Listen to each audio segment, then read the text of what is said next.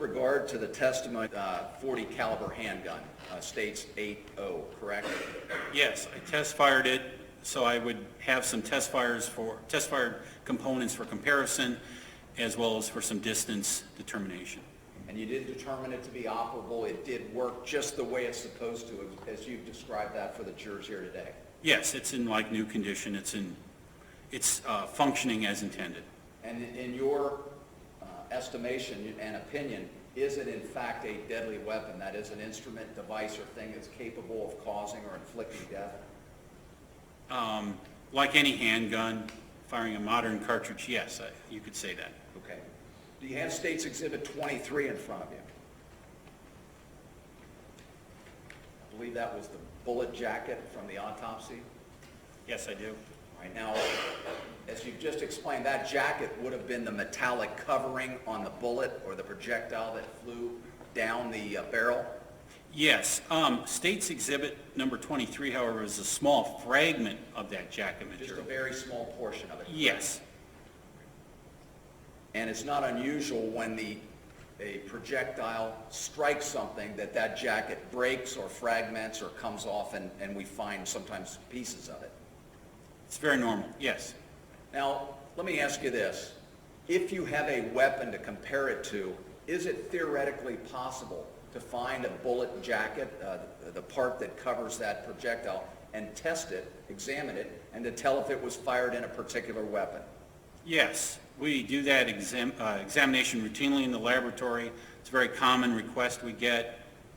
Covered bullet, can we match it back or identify it back to a specific firearm that's submitted for examination? Now, my question was, is it theoretically possible, but can you do it in every single case? Not every case. Sometimes the bullets are too damaged. Okay. What are the factors in determining whether you can make such an identification? There's a number of factors. It depends on how well the bullets, when they're fired, how well they engrave. In other words, they're being squeezed through these gun barrels. And as they get squeezed through the gun barrel, they're going to actually contact what we call rifling, or markings within the gun barrel that basically were designed to put a spin on the bullet and give the bullet stability and accuracy. But forensically, they provide us a lot of information. And so how that bullet interacts with that barrel's factor, the actual surface material of the bullet in and of itself. There's a number of factors, again, the damage, but it's not an uncommon or not, I mean, it's a routine examination for us to compare bullets to guns. All right. And the reason I ask that, because in CSI, the local popular crime drama, they can always make an identification. In the real world, you can't, although you try. Would that be fair? That would be fair, yes. In this case, did you look at State's Exhibit number 23, that bullet jacket from the autopsy? Did you compare it with your test fires, and did you try to see if you could make some kind of an identification of it and tie it back to that gun, 8.0? Yes, it's a very small fragment, what appeared to have some rifling marks on it. In my laboratory report, I basically stated that it was of limited value for examination or for comparison. So on the particular fragment in and of itself, wasn't able to do much. Okay, just able to tell what it was? Yes, it's a jacket fragment, that's correct. If you could, let's turn your attention now to State's Exhibit 5E, and that's, I think, the bullet that was submitted by Cincinnati Police Department. Yes. And again, that's so the jurors will refresh their memory. That's the part of the cartridge that flies down the barrel, and it is aimed toward the target. Am I correct? Yes. As it flies down the barrel, you talked about it being marked inside the barrel, and I've heard that that's like a quarterback trying to put a spiral on a football so that it flies straight and true. Is that a good comparison? That's a good analogy, yes. Basically, the rifling, if you look at it, it's actually going to be rotating inside of a gun barrel, or the lands and the grooves, the channels that are cut away. If you look at them, they actually appear to rotate. And the reason they do that is so when that bullet's fired through that gun barrel and they contact these rifling impressions, it's going to force the bullet to actually rotate or spin. And by spinning the bullet, you give the bullet stability and therefore accuracy. So most of your modern guns, other than shotguns, are going to have, they're going to have rifling because we want to spin the bullet to give that bullet accuracy. And then again, forensically, it gives us a lot of information. All right, that's my next question. Is it theoretically possible for you to look at a bullet that's recovered at a crime scene or from an autopsy or whatever, and look at the markings made on that bullet and to say whether it was fired from a particular gun? Yes, that's a routine examination in the laboratory. Oftentimes, we're able to positively identify a bullet back to a specific firearm. And sometimes we can actually eliminate a bullet as having been fired from a specific firearm based on the rifling characteristics. So it's a matter of analysis, microscopic comparisons of the submitted bullet to a test-fired bullet that we would fire in the gun. And in this case, you've indicated that you did test fires of the handgun 8.0. Did you use the ammunition that was submitted with the handgun, that is the ammunition from Officer Tenzing?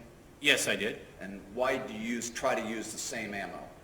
I did two different examinations in this particular case. I did microscopic comparisons as well as gunshot distance determination, So I wanted to use the ammunition that was submitted. Would that give you a better comparison of your test fires and the bullet or cartridge case that was submitted?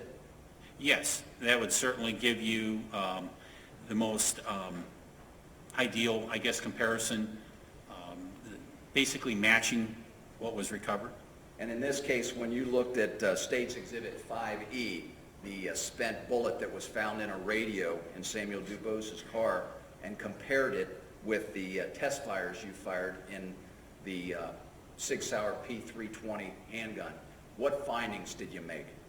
And again, it's a finding that I stated in my laboratory report, and what I found is that State's Exhibit number 5-E, or my item number 23, I was able to positively identify it as having been fired from the Sig Sauer pistol, State's Exhibit number 8-0.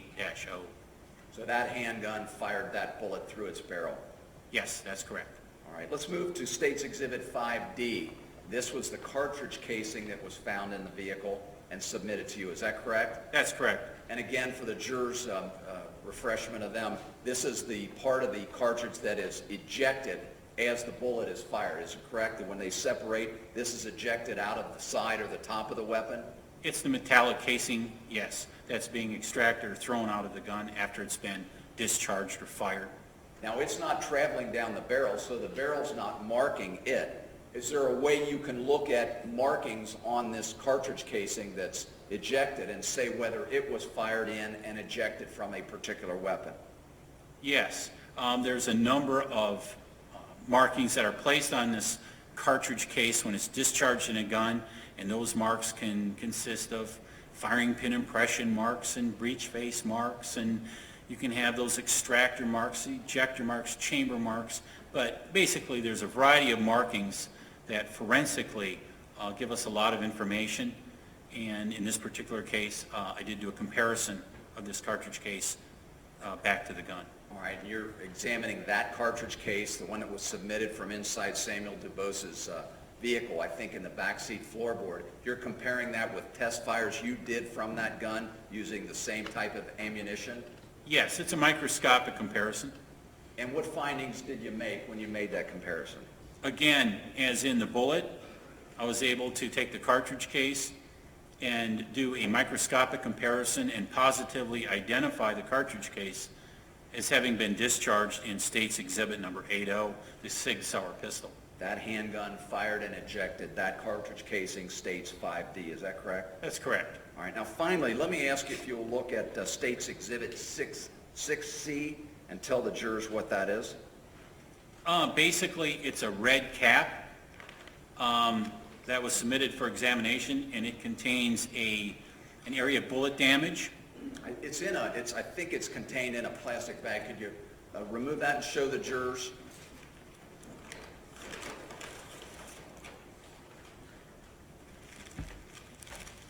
Certainly, this is the hat that I examined. And it bears some markings on it. Louisville Cardinals, something along those lines. Louisville, yes. Okay. And that was submitted to you for examination? That's correct. Now, one of the examinations you made, you looked for some type of a defect in that hat that would indicate to you that it was a bullet hole. Is that correct? Yes. And did you make that examination? And if so, what did you find? Yes, I did, and I found an obvious bullet hole in the side of the cap. When you say obvious, what things did you observe on that, at the site of that hole or defect that indicated to you was an obvious bullet hole?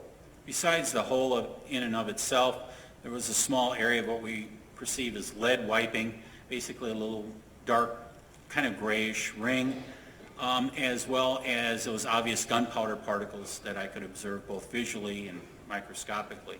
On the hat at the site of that defect? Yes. Okay. Now, is there any way you can look at that hat and seeing what you saw, you do test fires again from 8.0, the handgun, and tell how far that hat was from the barrel of the weapon when it was fired at the hat? Yes, again, that's a routine examination in the laboratory.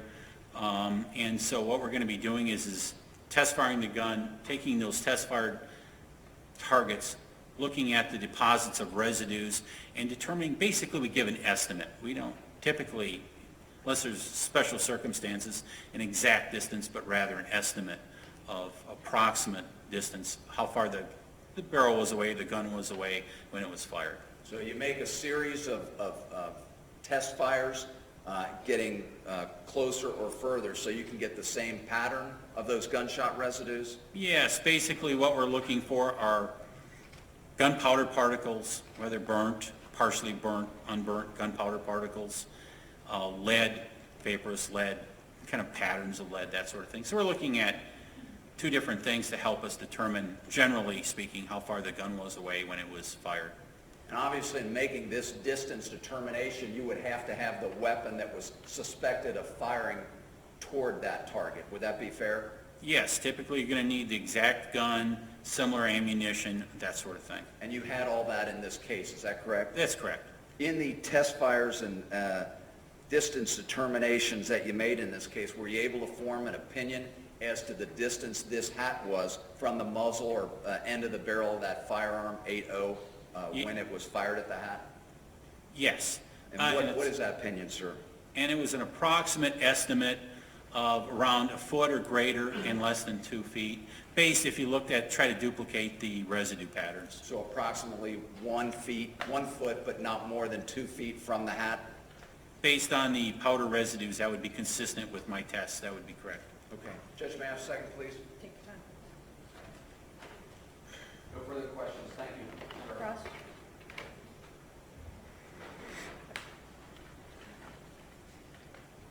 Mr. Laddick, when you test fired that weapon, did you experience any recoil? Certainly. It would normally recoil every time you shoot it, yes. And can you explain to the ladies and gentlemen of the jury what recoil is? Certainly. It would be the energy. If you can imagine, when you fire this gun, and you pull the trigger, this gun's going to go off, and that slide's going to come back, and it comes back with some force. I mean, that's why you have to grip the gun typically, pretty forcefully. But it would be that energy of that slide coming back and then stopping before it returns forward to pick up a cartridge from the magazine. And was the recoil significant enough that it threw you off balance or moved you from where you discharged the weapon? No, but I'm typically prepared when I'm firing in the range for that. Would you expect that someone who was familiar with that weapon and trained with it would not experience recoil that would knock them off balance? Depending on the circumstances, if they're shooting at a range, yes, that would be correct. Okay. Are you familiar with the term trigger pull? Yes, I am. What does that mean? That's the amount of energy that you have to put or apply to this trigger of this gun in order to get it to fire, in order to get that gun to shoot. And with reference to the Sig Sauer Model P320, do you know what the trigger pull is on that? I actually tested that in the laboratory, and if I can refer to my notes, I believe it was testing approximately between 6.5 to 6 3/4 pounds as you normally would in a vertical state. And how does that compare with any other type of handgun? It's not uncommon for a trigger pull of a semi-automatic design like this. We'll see. Well, they'll range depending on, some guns are very light, what we call light, where it's a very reduced trigger pull, and some even go up quite a bit higher than that. So I would say mid-range. Okay. And how about the, you indicated that your test with the hat indicated that the muzzle of the gun was greater than 1 foot but less than 2 feet from the head of Samuel DeBose, correct? I think I said, yes, 1 foot or greater, so you could include 1 foot. 1 foot or greater, but out to 2 feet, a little less than 2 feet. So it was not in contact with Mr. DeBose, correct? That is correct. Okay. And would you agree with me that an automobile can also be a deadly weapon if used in a manner in which it could inflict injury or death? He's not a mechanic, he's a firearms examiner. Restate the question if you can answer it, I will allow it. Go I ahead. asked if he would agree with me that that an automobile can also, just as he testified that weapon is a deadly weapon, could an automobile be a deadly weapon? If you're able to answer that. Common sense would certainly tell you that, yes. Thank you, sir. Reader. Sir, what is, are you familiar with the term or phrase hair trigger?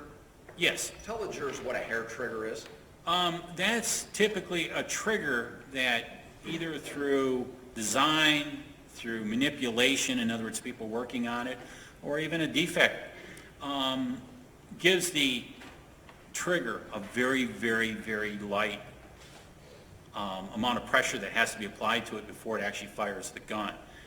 Sometimes you can get trigger pulls to be around a pound or under. Typically, it's going to depend on the gun, but typically you see that a lot in certain revolvers.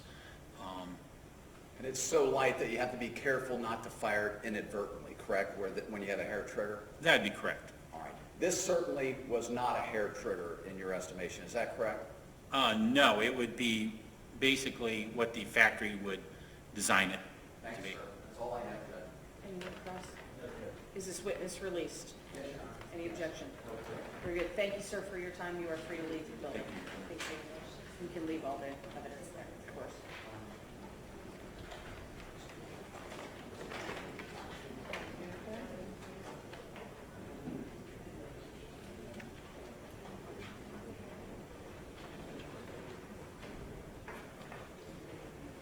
Just give us one moment, please.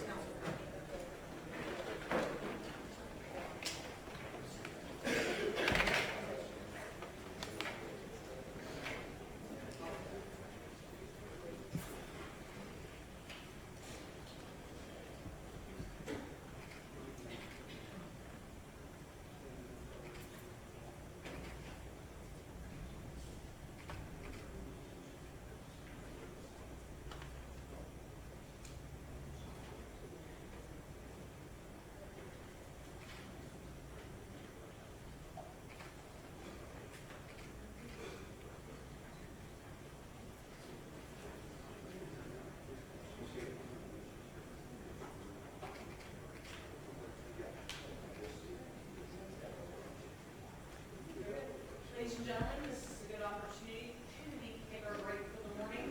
Remember, do not discuss this case among yourselves. Do not allow anyone to discuss it with you. Do not form or express an opinion on the case until finally submitted to you, and do not do any independent research. All rise for the jury.